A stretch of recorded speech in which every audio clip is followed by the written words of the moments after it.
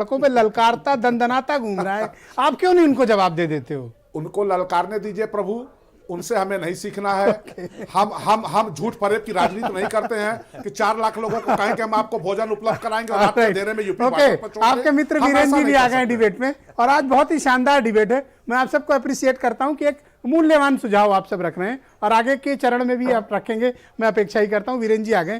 भाई वीरेंद्र जी, ये तो अजब स्थिति है कि आपने एक आदमी को ललकारा, वो आ गया तो आप जवाब नहीं दे रहे हैं, कारण क्या है? देखिए, ये जरूर है कि उत्तर प्रदेश में चुनाव है और मनीष सिसोदिया ने स्कूलों के बहाने यूपी सरकार को घेरने की कोशिश की है। और ये सही भी है कि उत्तर प्रदेश हो, बिहार हो, यहाँ के प्राइमरी स्कूलों की दशा ठीक नहीं है, इसमें कोई शक नहीं है। और दिल्ली ने हो सकता है कुछ सुधार किया हो, वो एक रोल मॉडल बन सकता है। जैसे विकास का model Gujarat model, Bombay model, वैसे दिल्ली का मॉडल, हर आदमी अपने अपने मॉडल की चर्चा करता है, इसमें कोई बुराई नहीं है। लेकिन सियासत में बहुत सारी बातें कही जाती हैं, घेराघारी चलती है। उत्तर प्रदेश एक विशाल राज्य है, शिक्षा को लेकर यहाँ समस्या है।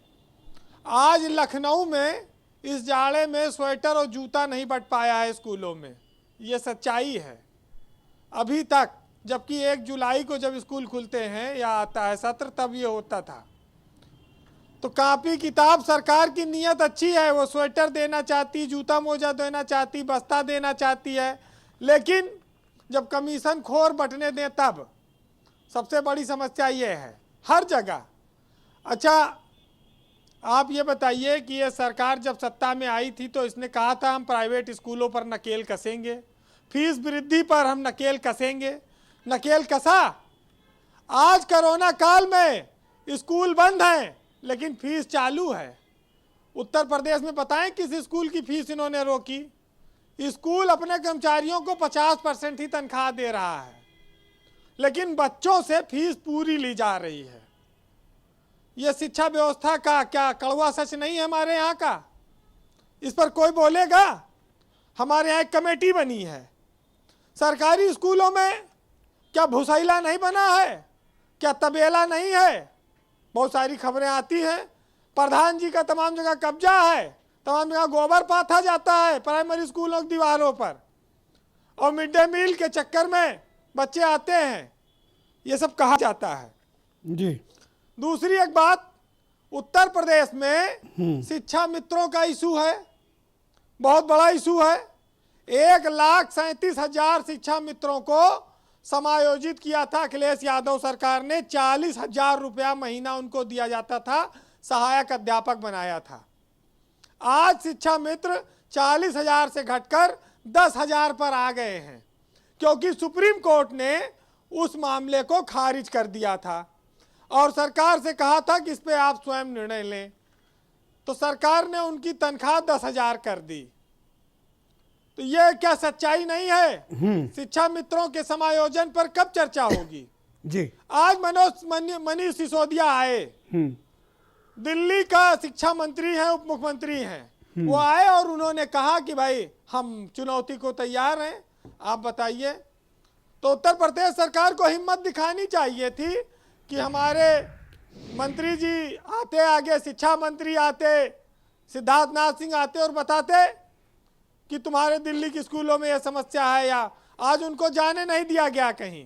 अभी बीरेन जी को कोई ललकारता तो ये एयरपोर्ट पे ही मंच लगा के खड़े हो गए होते और वहीं संवाद कर लेते। ये नहीं, बात इतनी है कि राजनीतिक बातें होती रहेंगी चुनाव और नफा नुकसान के दृष्टिकोण से, लेकिन जो सच्चाई है जिसको हमने आपने देखा, उसको कैसे झुठला देंगे?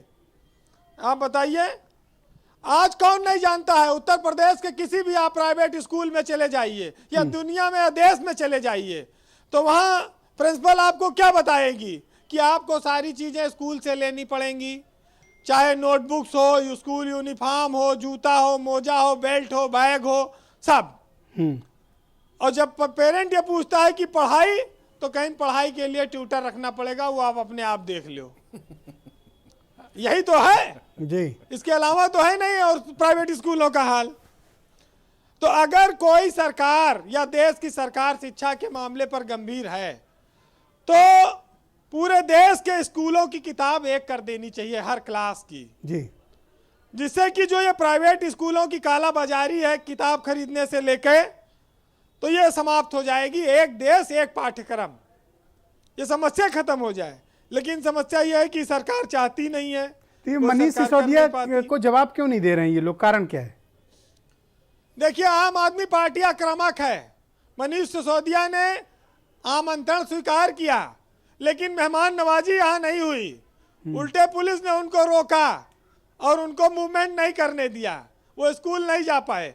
देखिए, आम आदमी पार्टी तो आई थी पूरा ड्रामा करने, अब ये उस ड्रामे पर तो बीजेपी कैसे उनके ट्रैप में फंस गई, मैं ये नहीं समझ। ये तो बड़े होशियार लोग हैं। सियासत ये कहती है कि जितना कीचड़ सामने वाला उछालो कि 2 गुना तुम उछालो, अपना गिरेबान झांकना नहीं है। तो उत्तर प्रदेश में अब चुनाव है तो स्वाभाविक है ये सब लड़ाई होगी।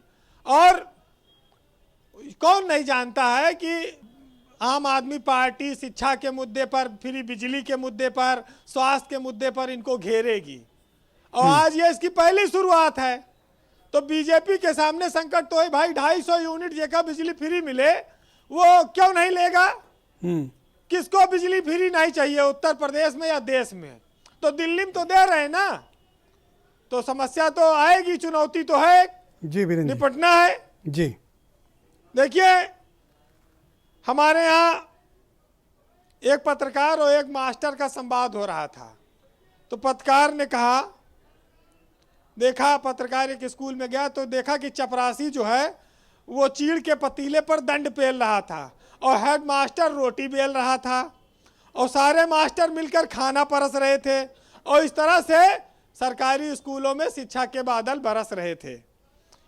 पत्रकार साहब बोले, मास्टर जी आप सुबह शाम राशन लाते हैं और दिन भर उसे पकाते हैं, शाम को ठिकाने लगाते हैं, फिर आप बच्चों को कब पढ़ाते हैं? मास्टर बोले, बच्चों को पढ़ाने की चिंता तो हमें सताती है, लेकिन उससे भी एक बड़ी चिंता हमें खाए जाती है कि कहीं अगर खाना स्वादिष्ट नहीं बना तो अधिकारी हम पर तरह तरह के जांच के गोले दाग जाते हैं, और यदि खाना स्वादिष्ट बन जाए तो बच्चे खाकर स्कूल से भाग जाते हैं। तो हम पढ़ाएं किसको? जी जी। तो ये सब बड़ी विचित्र स्थितियां हैं उत्तर प्रदेश में। Thank you Virendra ji. जी कंक्लूड करें जी। एक 4 लाइन का साहित्य और सुन लीजिए जी। नवीन जी बड़ी देर जो से उस बात सच्चाई की है। प्रतीक्षा कर रहे हैं जी। हमारी शिक्षा रोजगार परक है कि नहीं है, इस पर चर्चा होनी चाहिए। क्या शिक्षा सिर्फ इसलिए हम ग्रहण कर रहे हैं कि हम नौकरी हासिल कर सकें? नौकरी ना मिले तो शिक्षा बेकार हो जाती है। ये हम लोग पढ़ते थे जब बचपन में, साइन, कास, थीटा और पता नहीं क्या क्या शब्द थे। आज उसका जिंदगी में कोई काम इस्तेमाल तो है नहीं ब्रजेश जी। अब यह जरूर है कि कहीं बहस होती है तो थोड़ी देर सुन लेते हैं। तो शिक्षा का उद्देश्य क्या है होना चाहिए?